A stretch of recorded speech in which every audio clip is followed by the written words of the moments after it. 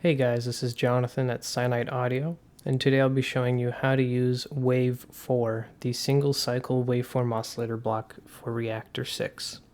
I will be explaining its controls as well as how to use it in a basic setting. To begin, Wave-4 has two panel views. The A side, which we are currently looking at, is the front panel, and the B side or the back side, which contain extra controls that I will go into further. Begin with the A side, we see that there are 4 waves, each numerically numbered.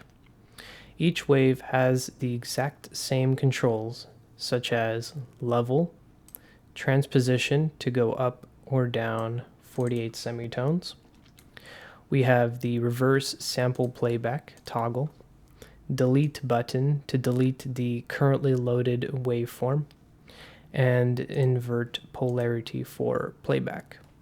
The control in the middle is the overall level output for the combined 4 waves, and the CV toggle is to enable CV modulation via the CV modulation inputs for the controls. To begin, we will drop in a single cycle waveform into wave 1.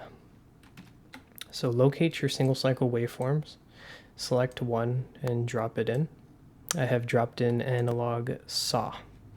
Now we will raise up the amplitude or level of wave 1. And if you have note in and all your stuff hooked up, then you can just begin playing with it.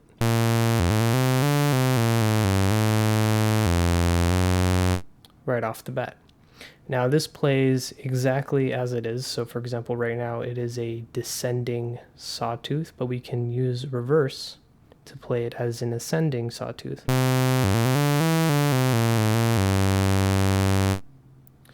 That is the most basic way to use Wave-4 as a single cycle waveform playback.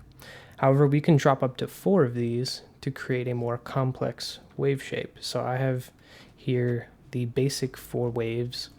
We already have the saw loaded. I will load the sine, the square, and the triangle. And we can bring each one of these in as well. So I'll bring in the sine.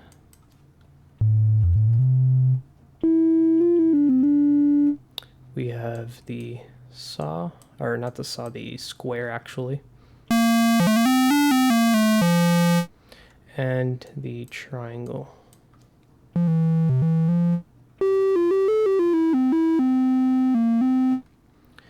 So a neat thing that we can do is we can actually bring these in independently and to create the more complex wave shape. So we can bring in the sine as the base.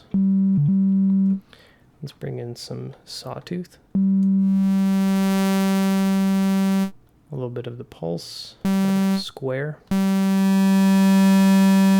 Finally the triangle. Now the triangle is not really noticeable, so we can increase its transposition to make it more apparent as a harmonic. So I'll bring it up 2 octaves.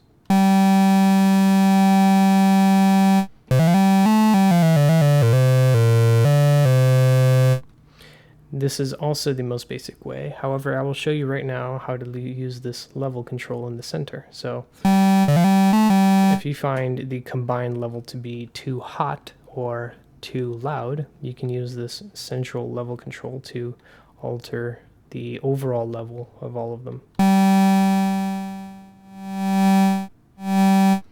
As well as using these invert. So this is a great time to introduce this invert polarity option.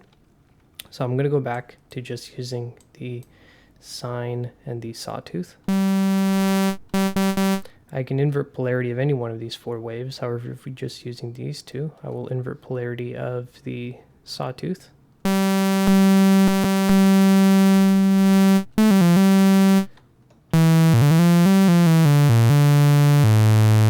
And you can already hear it creates a different timbre.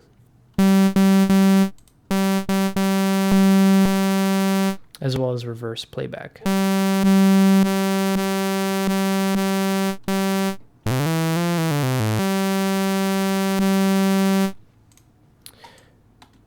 So these are the controls on the A side.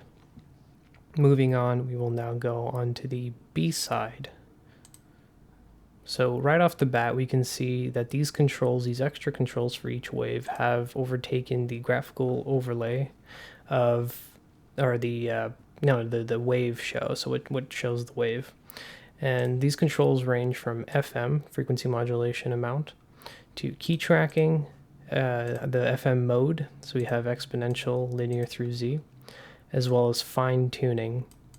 When key tracking is disabled, it is worth noting that fine tuning turns into frequency control, and this will control the frequency of our waves playback. So if we're just using the sawtooth, remember, wave 1, this is the fine tuning. However, when key tracking is disabled, that becomes the frequency control. Now, using the frequency modulation is actually a really neat thing, because since we have 4 waves, if you go into your edit and then split view horizontally or vertically, your choice, you will notice that the Wave-4 block itself has 4 outputs, not including the combined wave output. It's got wave 1, 2, 3, and 4. This is so that each wave can output its own at full volume. This is pre-level control. And this is a great way to make it so that each wave can frequency modulate another wave.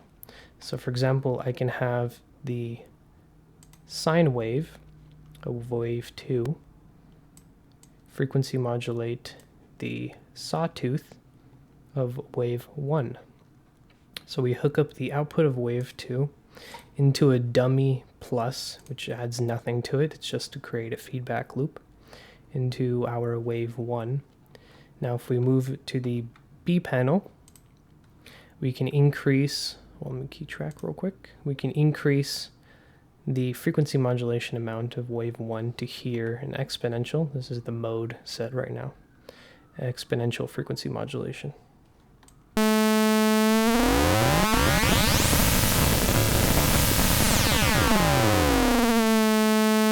And now linear through Z.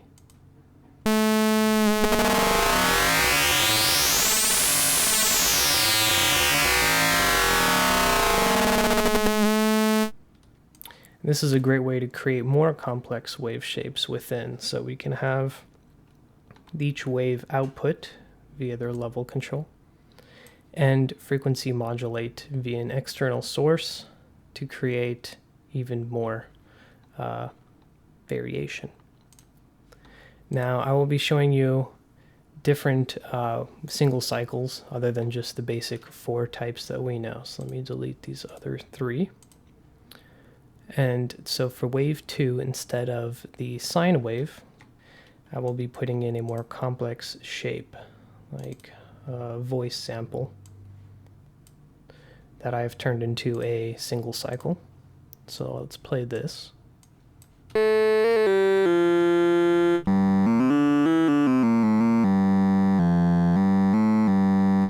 That sounds like that, but since we already have the frequency modulation set up for wave 2 into wave 1, we can use this more complex single cycle to frequency modulate our first wave, which I will actually replace with a sine wave so you can hear the stronger difference of how that sounds.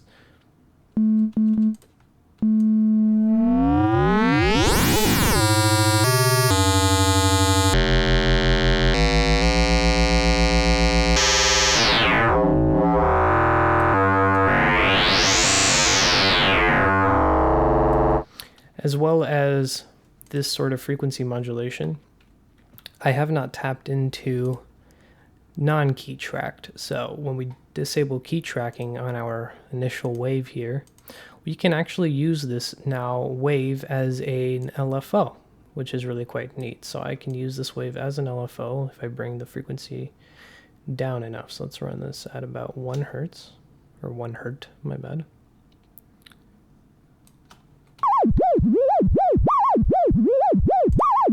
we can hear the impact of the change in the wave single cycle over time as the FM source.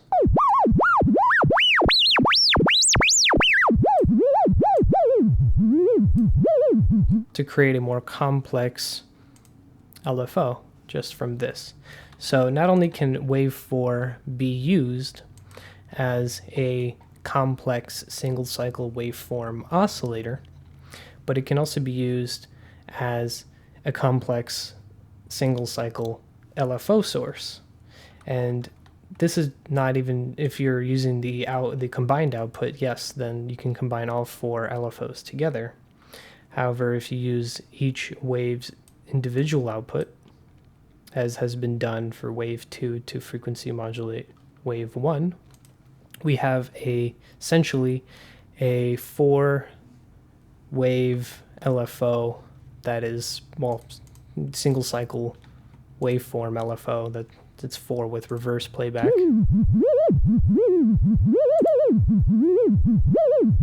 As well as inverting polarity. And each one of these can be tuned to their own frequencies, so it becomes basically 4 oscillators in one. As such, this has been a complete overview of Wave-4 and what it can do. Now you will find in the description the link for Wave-4, which is the Reaktor user library link. It will send you to that page so you can download that. And don't forget to like and subscribe for more tips and tutorials to my blocks. And thank you for watching.